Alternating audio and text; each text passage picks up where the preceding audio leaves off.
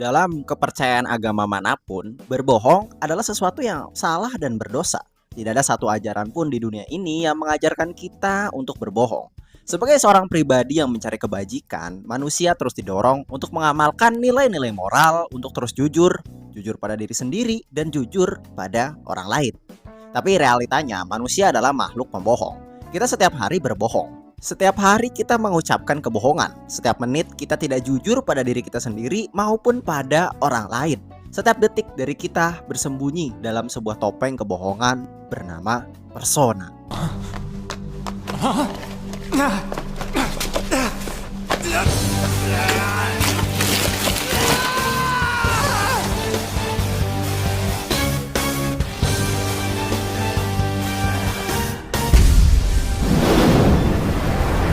Sebuah topeng kebohongan yang kita pakai sehari-hari demi menjadi makhluk sosial yang dapat diterima di dunia dan masyarakat. Hingga lambat laun kita lupa siapa diri kita.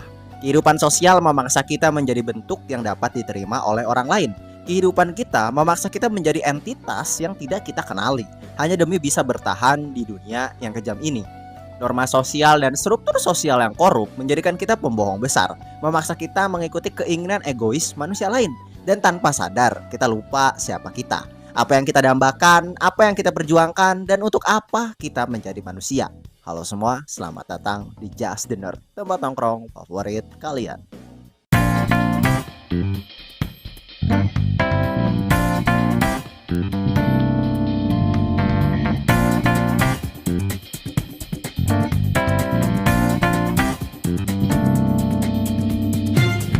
Ironisnya, kita sendiri sering gak sadar kalau kita sedang berbohong. Persona yang kita ciptakan bermanifestasi makin bertolak belakang dari real self kita. Makin lebih dominan hari demi hari mengkonsumsi jati diri kita sendiri. Sampai pada titik kita gak tahu lagi mana yang datang dari diri kita pribadi dan mana yang datang dari topeng sosial sehari-hari. Halo, gue Rizky Iskandar dari channel Cerita Rizky dan gue adalah seorang konselor kesehatan mental. Persona adalah game awal mula yang membuat gue tertarik ke dunia psikologi, bahkan mulai mendorong gue untuk kuliah jurusan psikologi. Game Persona juga yang menyadarkan gue kalau gue dulu sering menahan diri, menciptakan diri gue yang lain demi bisa berbaur dengan orang-orang di sekitar gue. Sampai-sampai gue bahkan gak kenal siapa gue yang sebenarnya. Gue teringat lagi pada sebuah buku yang dulu pernah gue baca pas kuliah. Sebuah buku berjudul Jungian Archetype yang ditulis oleh Carl Jung Gustav. Menurut Carl Jung, persona adalah sebuah topeng dua sisi. Satu sisi dirancang untuk memberikan kesan tertentu pada orang lain, sementara sisi lainnya dirancang untuk menyembunyikan sifat asli kita. Setiap orang pasti punya persona, dan persona adalah bagian penting bagi kehidupan di dunia sosial kita. Dan persona yang kita ciptakan gak cuma satu, dua, bahkan bisa banyak, tergantung situasi kondisi sosial yang sedang kita hadapi. Karena hal ini juga, persona bisa menjadi sesuatu yang berbahaya ketika persona yang kita ciptakan jadi lebih dominan atau bahkan bertolak belakang jauh dengan diri asli kita. Seperti seorang profesor yang lebih terikat pada tulisan-tulisannya, seorang penyanyi yang lebih terikat pada kemerduan suaranya, atau seorang artis yang terikat pada aktingnya. Akibatnya kita menjadi pribadi yang dangkal, yang terlalu terikat pada diri lain kita.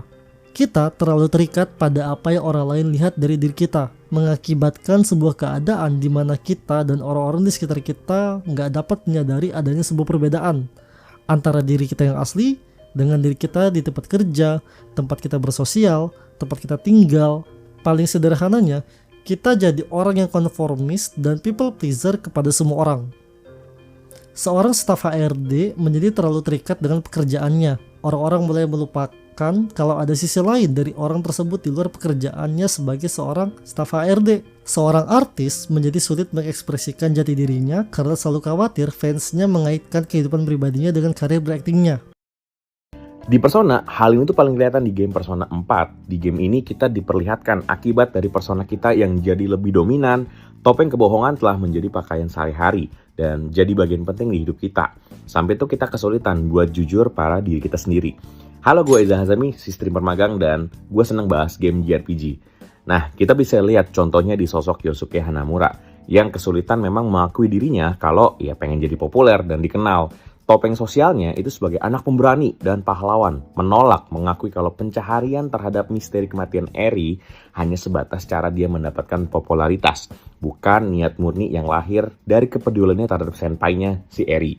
Nah, Chie Satonaka itu nggak bisa menerima diri aslinya yang hanya memanfaatkan pertemanannya dengan Yukiko Amagi sebagai cara agar ia bisa menjadi populer dan dicintai kayak Yukiko. Nah, Chie ini nggak bisa mengakui kalau memang ia butuh pengakuan Yukiko. Karena Yukiko tuh selalu senang dilindungin sama Chie. Nah, Chie itu nggak bisa jujur dan memang nggak pernah pengen mengakuinya. Nah, sementara konflik Yukiko sendiri itu membenci dirinya, membenci namanya, membenci takdirnya, dan selalu menambahkan jadi Chie Satonaka yang kuat dan ceria. Yukiko ini merasa dirinya kayak seorang burung ya, atau seekor burung dalam sangkar. Ia tuh nggak bisa pergi dari takdirnya sebagai pewaris Amagi-in. Dalam hidupnya, ia nggak dikasih pilihan, ia nggak dikasih kesempatan buat milih jalan lain. Yukiko berpikir akan berakhir di Inaba tanpa punya kesempatan buat ngelihat dunia yang lebih luas. Dia tuh kayak terkurung dalam lingkaran takdir yang dipaksakan. Makanya bentuk persona atau bosnya Yukiko itu kayak gitu guys. Di Persona 4, saat murid Yasogami High berkunjung ke Gekkoukan High School, kita akan bertemu dengan Edogawa, salah satu guru yang mengajar di sekolah tersebut. Karakter ini sebenarnya sudah ada sejak game Persona 3. Tapi menariknya di Persona 4, Edogawa mengkonfirmasi konsep Jungian Archetype sebagai konsep canon yang dipakai di Persona.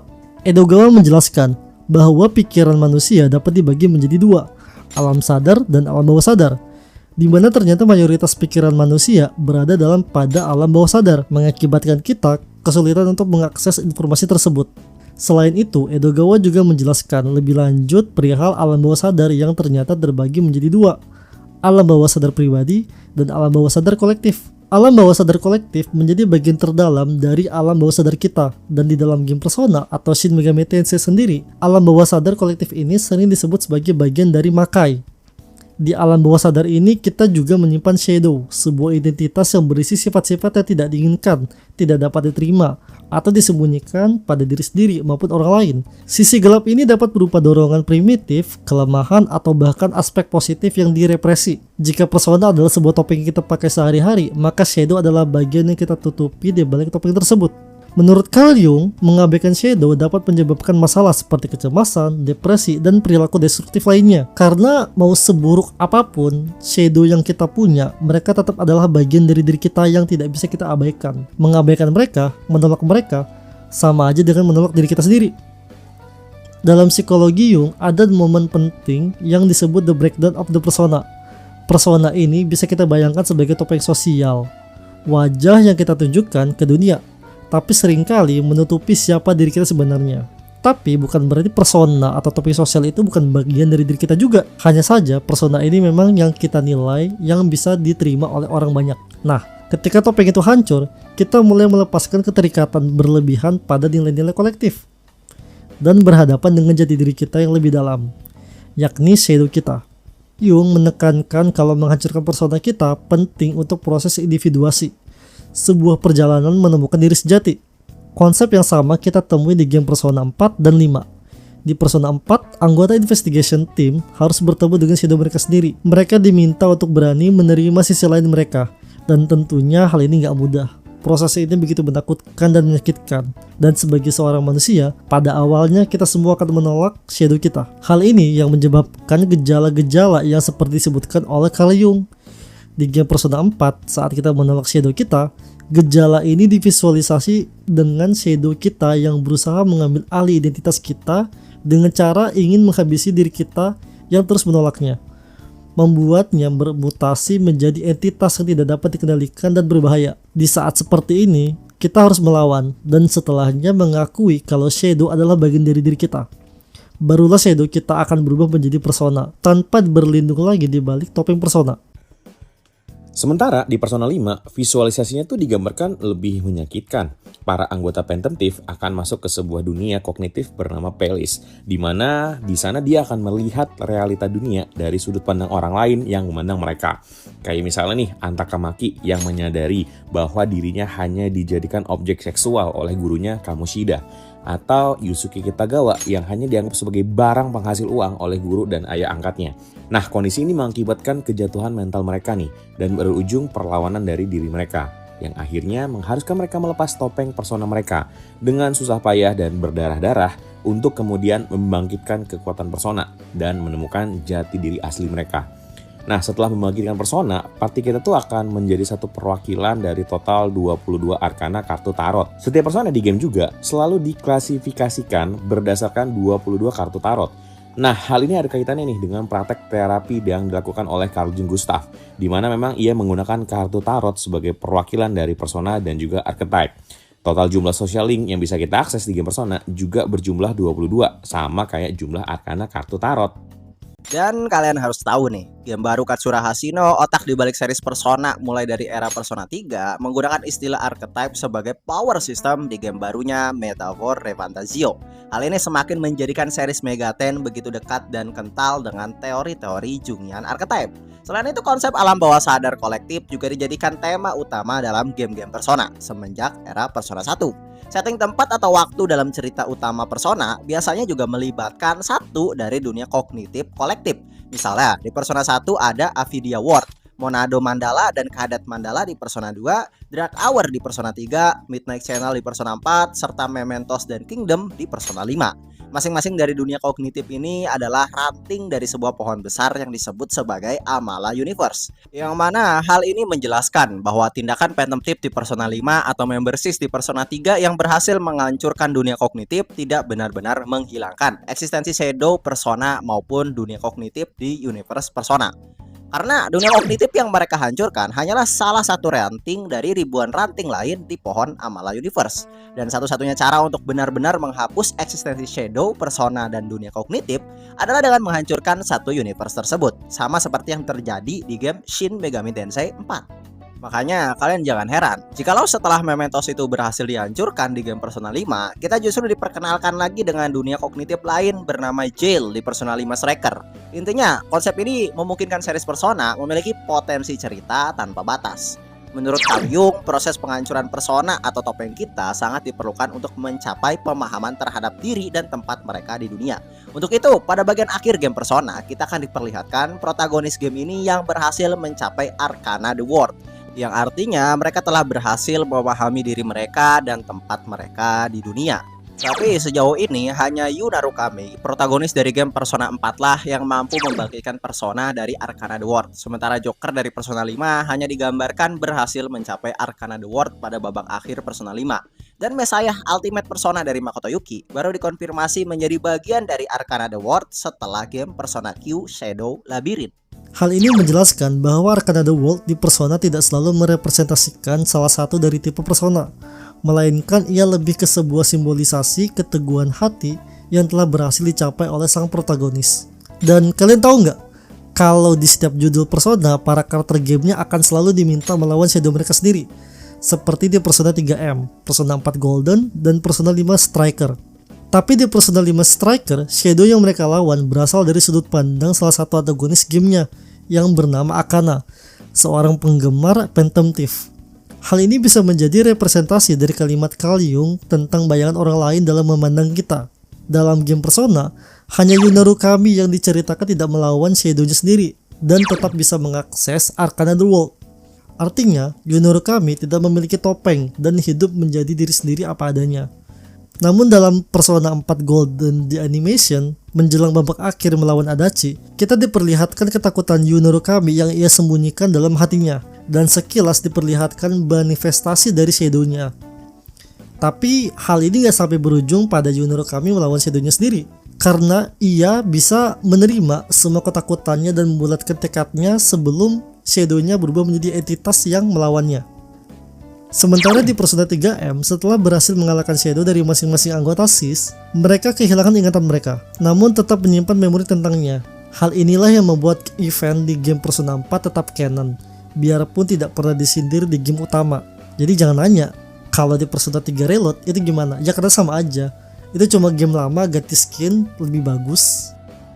Dan apakah kalian tahu di game Persona 5, Arcana the Fool ini diwakilin sama Igor, yang mana hal ini tuh sangat gak wajar ya, melihat di game sebelumnya Arcana the Fool itu selalu diwakili oleh anggota tim kita yang berisikan lebih dari satu orang. Dan juga ini menimbulkan pertanyaan tentang posisi Igor yang harusnya hanyalah sosok pengamat dan tidak memberikan bantuan secara masif. Tapi, spoiler alert, di bagian akhir ini baru terungkap nih identitas sosok Igor yang selama ini mewakili Arcana the Fool. Ternyata adalah Yaldabaoth, antagonis utama gamenya. Jadi bisa diartikan di Persona 5, Arcana the Fool ini diwakili oleh Yaldabaoth, bukan Igor. Sementara Igor aslinya itu masih memegang peran yang sama. Selain itu dalam game Persona, Igor juga ngejelasin peran penting social link dalam gamenya. Di mana kekuatan kita itu sangat dipengaruhi dari seberapa besar kedekatan dan intensitas kita sama para pemegang Arcana yang kita temuin lewat social link. Hal ini ada kaitannya juga nih dengan konsep 12 archetype dalam psikologi Carl Jung Gustav. Carl Jung mendefinisikan 12 tipe archetype dengan 4 archetype utama yang mewakili rentang motivasi dasar manusia. Masing-masing dari kita itu cenderung memiliki satu archetype dominan yang mendominasi kepribadian kita. Tapi dalam membentuk kepribadian sebuah individu, memang kita membutuhkan bantuan dari archetype-archetype lain nih. Datang dari luar diri kita, atau ya datang dari orang sekitar kita. Kayak archetype hero dan magician yang berperan meninggalkan kesan, lover dan jester tuh yang berperan mengkoneksi diri dengan orang lain, serta ruler dan artis nih yang berperan untuk membangun fondasi awal. Nah untuk itu di game Metaphor dan Fantazio, biarpun setiap karakter mewakili satu archetype dominan dari dirinya sendiri, karakter tersebut tuh tetap dapat mengakses archetype milik anggota lain dan gak terikat pada satu archetype. Hal ini selaras dengan teori Carl Jung Gustav. Hal ini juga mengakibatkan Studio Zero kembali memberikan mekanik social link yang diberi nama followers sebagai aspek penunjang cerita dan mekanik archetype yang diadaptasi oleh Metaphor dan Fantazio. Jadi bukan karena ikut-ikutan Persona ya adik-adik. Kalau kita ngomongin tentang konsep Jungian yang paling sering muncul dalam pop culture, terutama di Persona series, hampir bisa dipastikan istilah yang paling dikenal adalah persona itu sendiri. Dalam psikologi Jung, persona digambarkan sebagai sebuah topeng atau perisai yang kita pakai ketika berhubungan dengan dunia luar, semacam peran sosial yang membuat kita bisa diterima oleh orang lain.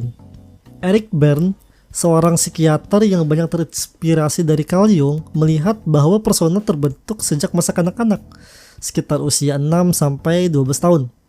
Di fase ini, anak-anak mulai belajar bagaimana caranya menyesuaikan diri dengan lingkungannya, apa yang mereka harus tunjukkan, dan apa yang harus mereka sembunyikan. Persona menurutnya adalah strategi bertahan hidup, menghindari keterikatan yang tidak diinginkan sekaligus mencari pengakuan yang mereka dambakan. Ya bisa dibilang, lewat persona, kita mencari validasi yang kita butuhkan dan kita inginkan. Makanya ketika persona yang kita ciptakan bertolak belakang jauh dengan diri kita yang sebenarnya, kita dapat membentuk perilaku-perilaku insecure, overkompensasi, dan manipulasi. Namun menariknya, Berne membedakan persona dari entitas yang lebih mendalam, seperti yang dibicarakan oleh Erik Erikson. Kalau identitas bersifat otonom, lebih dekat ke siapa diri kita sebenarnya, maka persona lebih fleksibel, lebih seperti peran yang dimainkan sesuai kebutuhan situasi. Bahkan dalam kerangka teori naskah hidup, Berne melihat persona sebagai panggung pertunjukan dari naskah hidup seseorang. Berbeda dengan archetype yang menjadi tokoh ajaib atau figur simbolis dalam naskah tersebut. Para penganut post-Jungian sendiri sering menyebut persona sebagai archetype sosial dari konformitas. Tetapi Carl Jung cukup tegas, persona itu bukan archetype. Persona hanyalah fungsi eksternal, topeng psikologis, sementara archetype adalah gambaran dari alam bawah sadar kolektif. Makanya Jung menekankan bahwa berdialog dengan archetype bisa jadi teknik terapi yang sangat penting. Tapi mencoba berdialog dengan persona sama saja seperti berbicara dengan topeng yang kita pakai. Karena persona hanya sebuah sarana psikologis, bukan inti dari diri kita. Maka hal ini bisa juga menjadi jawaban kenapa di game Persona kita tidak bisa mengakses persona milik teman kita, seperti Joker yang tidak bisa mengakses persona Ryuji Sakamoto, Captain Kidd. Begitupun sebaliknya, Ryuji tidak bisa mengakses persona Joker Arsene. Sementara di Metaphor tidak ada batasan sama sekali. Yuva dengan archetype Summoner bisa mengakses archetype Warrior milik Stroll. Begitupun sebaliknya. Jawabannya adalah karena persona hanya milik masing-masing individu, sementara archetype bisa dimiliki dan mempengaruhi individu lain, walaupun masing-masing individu tetap memiliki archetype dominannya sendiri. Gagasan Carl Jung memang tidak pernah sepopuler itu di ranah psikologi akademis. Teori archetype-nya bahkan sering dianggap kurang mendapat tempat dalam psikologi modern. Salah satu alasannya adalah karena konsep Jung dinilai terlalu kompleks, bahkan cenderung menyentuh hal-hal mistis atau pseudosains, sesuatu yang membuatnya sulit diterima sebagai sebuah ilmu murni. Akibatnya archetype Jung hari ini lebih banyak dikaji sebagai bagian dari sejarah pemikiran atau digunakan dalam bidang lain seperti kritik sastra, studi mitologi, dan tentu saja Indonesia, budaya populer. Disinilah kita bisa melihat pengaruhnya lewat karya-karya seperti Metaphor Fantazio atau Persona series yang menghidupkan persona dan archetype bukan hanya sebagai teori, tapi juga sebagai metafora visual dan mekanik dalam sebuah video game. Namun bukan berarti teori Carl Jung Gustav bebas dari kritik. Banyak yang menilai bahwa archetype-nya terlalu stereotip dan reduksionitis, seolah-olah pengalaman manusia bisa didapatkan hanya lewat pola-pola universal tertentu.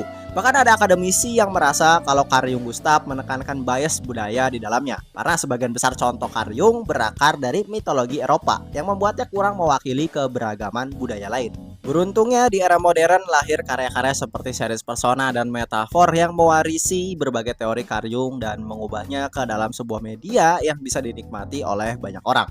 Kedekatan series Persona dengan teori psikologi dan antropologi ini juga yang membuat series Persona begitu dekat dengan kritik sosial dan penemuan jati diri dan bisa relate dengan banyak orang dari berbagai rentang usia. Biarpun gamenya punya setting cerita anak SMA.